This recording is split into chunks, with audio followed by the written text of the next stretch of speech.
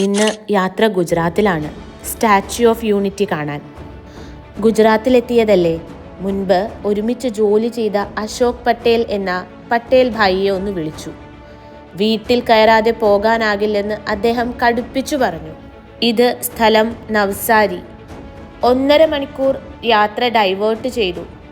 ഇനി ഇവിടെ നിന്ന് 4 മണിക്കൂർ യാത്രയുണ്ട് സ്റ്റാച്യു ഓഫ് യൂണിറ്റിയിലേക്ക്. ഇവിടെ എത്തിയപ്പോൾ സമയം 1:30. കുറച്ചധികം വർഷങ്ങൾക്ക് ശേഷമാണ് ഈ സുഹൃത്തുക്കൾ കണ്ടുമുട്ടുന്നത്. അതുകൊണ്ട് തന്നെ പങ്കുവയ്ക്കാൻ ഒരുപാട് വിശേഷങ്ങൾ ഉണ്ടായിരുന്നു. ഒപ്പം അവർ കേരളത്തിലേക്ക് വരാൻ പ്ലാൻ ചെയ്യുന്നതിനെ പറ്റിയും വന്നാൽ കറങ്ങാൻ പോകേണ്ട സ്ഥലങ്ങളെക്കുറിച്ചും എല്ലാം സംസാരിച്ചു. പിന്നെ ഭക്ഷണം കൊണ്ടുവന്നു, ഗുജറാത്തി തനതു വിഭവങ്ങൾ. സത്യം പറഞ്ഞാൽ ഞങ്ങൾക്ക് വലിയ വിശപ്പൊന്നും ഉണ്ടായിരുന്നില്ല.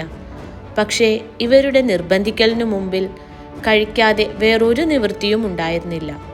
നല്ല സ്വാദുള്ള ഭക്ഷണവുമായിരുന്നു. ഈ ഭക്ഷണം ഇവിടെ സമയഭേദമില്ലാതെ എല്ലാ സമയത്തും ഒരുപോലെ കഴിക്കുന്ന ഒരു പദാർത്ഥമാണത്രേ. ഈ വീടിനെ പറ്റിയും പറയാതെ വയ്യ. നല്ലവണ്ണം ഒരുക്കി വച്ചിരിക്കുന്ന നല്ല വൃത്തിയുള്ള ഭംഗിയുള്ള ഒരു വീട്. അതിനുള്ളിൽ ഒരു പൂജാമുറിയുമുണ്ട്. വീടെല്ലാം കണ്ട് കുറച്ചുനേരം സംസാരിച്ച് ഞങ്ങൾ അവിടെ നിന്നും മടങ്ങി. തിരിച്ചുള്ള യാത്രയിൽ ഞങ്ങളുടെ മനസ്സു മുഴുവൻ അവർ ഞങ്ങൾക്കു തന്ന ആതിഥ്യത്തിൻ്റെ ഊഷ്മളതയായിരുന്നു.